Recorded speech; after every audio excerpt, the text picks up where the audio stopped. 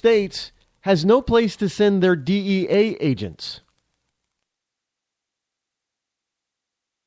Because, hey, if it's legal in Brazil and Mexico, why are you going to need law enforcement people?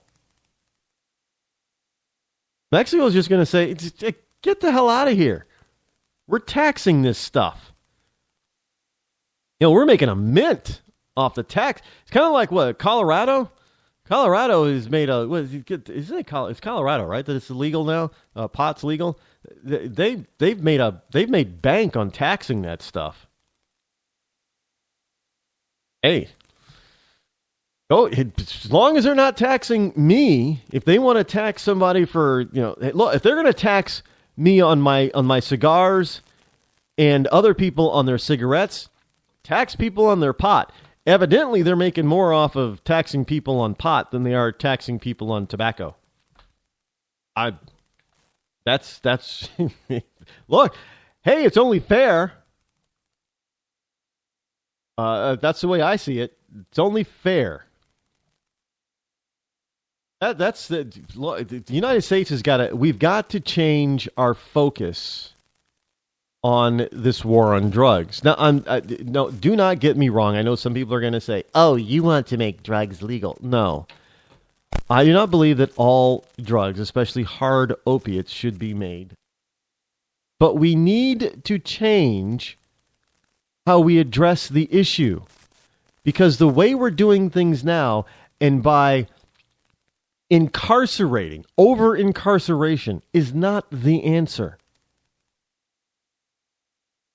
We've got more users of drugs in jail than we have those people who are actually selling them.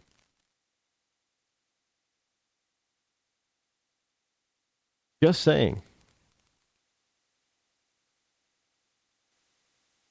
I don't think that that's quite fair. If you're just using it, especially if you're a pot smoker, if you're just smoking pot or you're caught with an ounce, what have you, you're not intending to distribute it. You're intending to smoke it. But these people are being jailed smoking it. And that's ridiculous. People are being jailed for driving with a suspended license. Often the suspension has nothing to do with safety. New York, there was a time, it was about, the numbers were kind of staggering because it was a millennial thing. It was like the year 2000 or 2001. That at one point in the state of New York, 1 in 7 drivers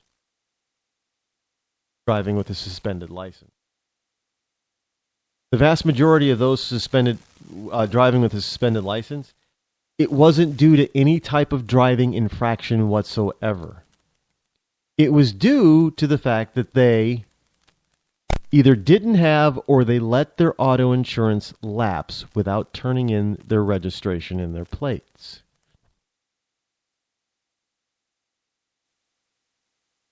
I don't know about you, but I don't think not having car insurance should be a criminal offense. That if you're caught 1 or 2 times driving with a suspended license because you don't have car insurance, that now requires jail time of up to a year? In New York State, look it up. No. Again, that's not upholding the law. That's law enforcement and that's incarcerating otherwise innocent law-abiding people. That's the same thing with pot smokers or other drug users. Yeah, if you're addicted to drugs, you need help to get off of it. I understand it, but you don't help them by throwing them in jail, giving them a criminal record so that when they get out, they have this record that people are going to be able to see. And, they try to find a job, clean up their act. Oh, no, you're an addict. We don't want your kind here because you were in jail. I mean, and what happens? They go back to using and end up back in jail. That's a bunch of BS. Sorry. There is something called the prison industrial complex, because some states do have private run prisons, and it's about profit. I know that some of you might think, well, Rod, that kind of sounds like those conspiracy theorists. Well, conspiracy theorists aren't always wrong. On rare occasion, they get something right. And when we talk about over-incarcerating the American public, they're right. Look at the numbers. All you got to do is look at the government stats, look at the government numbers, and the reason why these people are in jail or incarcerated, and you will see that they are right.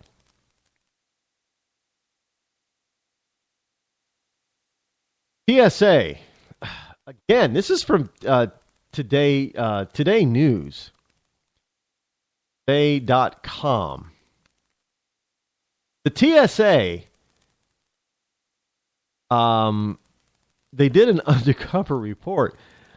In the wake of the Russian metro jet crash and the Paris terror attacks, security while flying in the U.S. is of greater concern than ever before. Yet in Atlanta, Georgia, a man said he accidentally carried a loaded gun onto a commercial flight and the TSA never found it. Now, today, National Investigative Correspondent Jeff Rosen and the Rosen Reports team went undercover at several airports across the country to see how well the TSA performed. In 3 out of 4 cases, they were able to get banned items past the TSA inspection.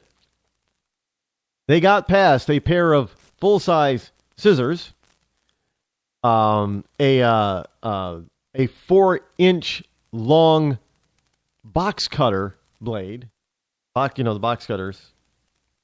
One of those through. And obviously, this guy in Atlanta, he got his gun through. What he says it was by accident, but. Look, but we still have to take off our belts and our shoes when going through. But I got to tell you, the TSA is a mishmash of policy. Now, I've done quite a bit of flying recently, so I know of what I speak firsthand, personally. Now, yeah, there are some airports. And I got through the TSA screening. Yeah, all of them, I had to take off my shoes, my belt.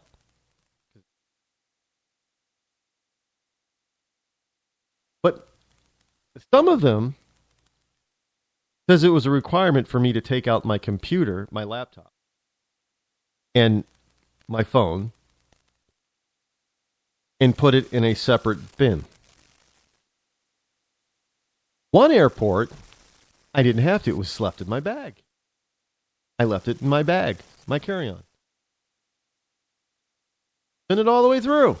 Not a problem. Was not flagged.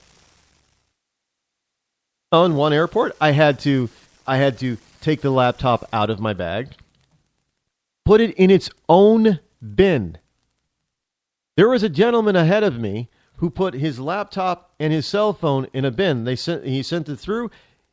They sent it back and told him to go back through because he had to put the computer, the laptop, in its own bin. And on top of it was a cell phone. Nope. Own bin. So in that airport, you got to put the laptop in its own bin. In another airport, you got to take your laptop out, all your electronics out, and they can go to. And I put 3 of them together: my laptop, my iPad, and my cell phone, one on top of the other, in one bin. Okay. I mean, this is why this crap doesn't work. 1, they're not uniform. And 2, they're not looking for the stuff they should be looking for. In one airport, I didn't have to take out, your stupid little baggie full of, your your shampoo in the little bottles, your shampoo and your toothpaste and stuff. In more than one airport, I didn't have to take that out of my bag. Really? So they have these powerful X-ray machines, and then in all of them except one, you go through the personal scanner, and they wave you on through, and they hold you there, and only one of them allowed me to turn back to see my scan. I tried at every airport. They said, "No, look this way, sir." I'm like, "What? I can't see my own scan?" "No, sir, you can't." Well, one airport, I did. TSA screener, she didn't say a word. I said, "Oh, that's what it looks like?" She goes, "Yep, that's what we got to look at every day." So no wonder these people are able to get stuff through, because one, and I'm not trying to make people feel less safe, but understand this. The TSA has yet to prevent any type of thing that would be akin to a hijacking or a terrorist act on U.S. soil at a U.S. airport. Haven't done it. But yet we're all still treated like terrorists, potential terrorists. Take off your shoes. Other countries are laughing their you-know-what off at us. Take off. Israel is cracking up. You gotta be kidding. Oh my God. Take off your shoes? And we have these full body scans. I mean, and it's to the point sometimes where nuns and grandmas and 5-year-old little boys and 6-year-old little girls are groped. Hey, really? I'm not a huge fan of the TSA. I'm sorry. Look, they're no better than when the security systems were privatized that allowed the terrorists to hijack those planes on 9/11. And we've got test after test after test. News crews, news organizations testing them. We've got government agencies testing. We've got the testing agents of the TSA testing. And the TSA fails every single time. And yet we're supposed to still rely on them for our safety. Look, just because you feel safe doesn't mean that you are. I am sure all those people in that concert hall in France felt safe. But were they?